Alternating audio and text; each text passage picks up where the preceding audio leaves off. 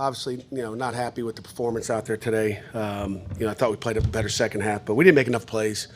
The game of football is opportunities, and we had opportunities out there. We didn't make a play.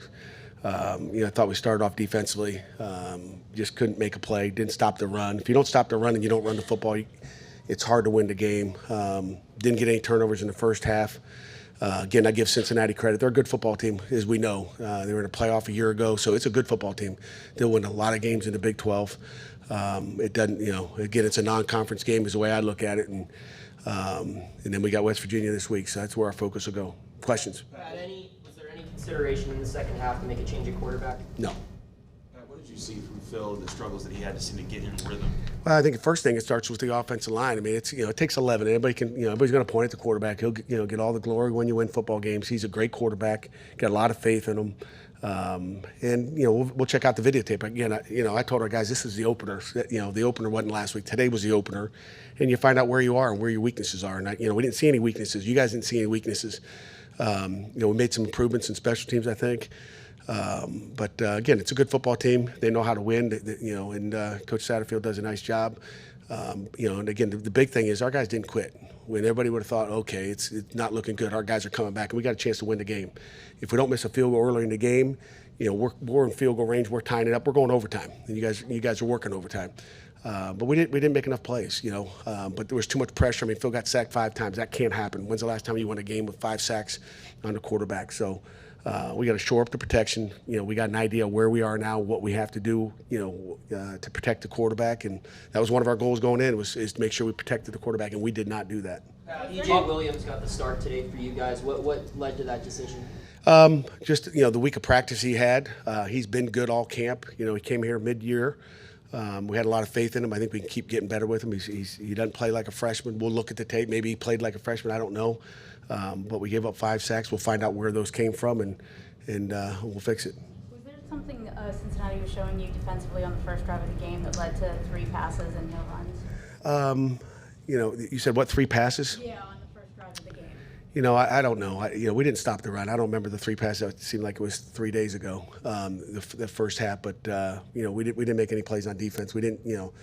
There was times where our safeties were getting cracked or those corners got to replace. We'll look at the tape. There'll be a lot to look at, and I'll have a little bit more answers for you on Monday. Bub was targeted 11 times and didn't have a catch. Why was there such a big disconnect, or where do you think that disconnect kind of came in between him and Phil? We'll see the tape and look at it. Bub was definitely targeted, and from my old receiver days, you expect those guys, whether it's a underthrown ball or not a great ball, it doesn't matter. You get a chance to make a catch, you got to make a catch. And there were some drops out there.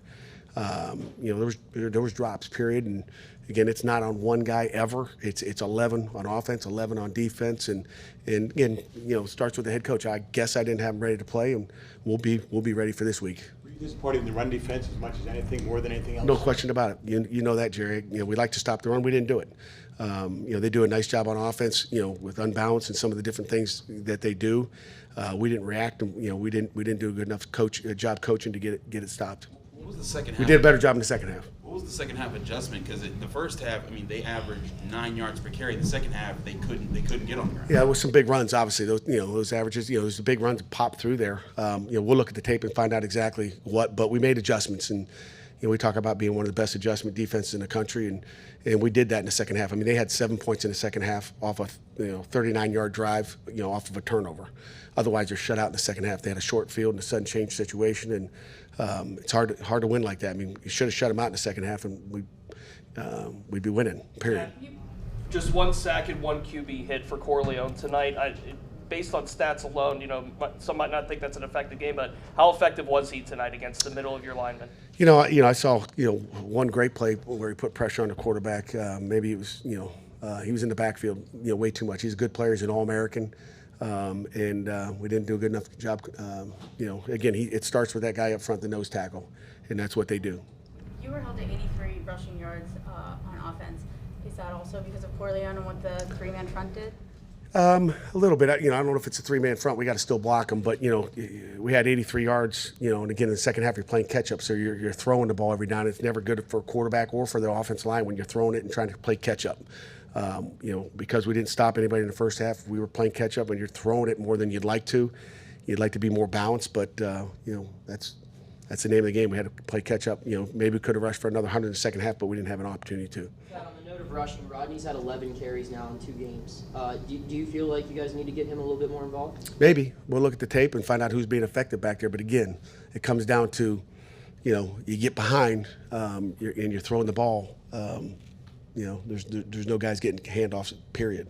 You started getting time or calling timeouts with about 6 minutes left. Did the new rules kind of dictate why you started calling them early? No. I mean, we used 2 of them, you know, to stop the clock and we get the ball back. And you know, I think that was, you know, really good decisions. You know, we talked about it on the headphones and you know, that's when you need to. I mean, you just don't want to have the clock drained to where you have nothing. So you know, you have to use the clock. It had nothing to do with the new rules and the clock stoppage. Nothing at all. There were some key money downs throughout the game where Emory Jones was able to go to the perimeter and use outside routes. There was a couple times you guys defended it, but a few other times they didn't. What do you guys have to do to be better in those situations? We got to cover them. You know, we'll look at the defenses, what coverage we're in, what blitz we're in, whatever it was. But we got to do a better job. Period. Anything final? Can we get to our player I have a representatives? question. With WVU next week, what are you going to work on to make sure Bud Beans? Everything. We have a lot to work on. And like I told the guys afterwards, last week there was no weaknesses. You're like, oh, we look like, you know, maybe they thought they were too good. Maybe they thought they were just going to show up today. But now you find out where your weaknesses are. I think coaches know on both sides of the ball. We played, you know, again, a few guys on offense and defense, and we're going to find out who can make plays.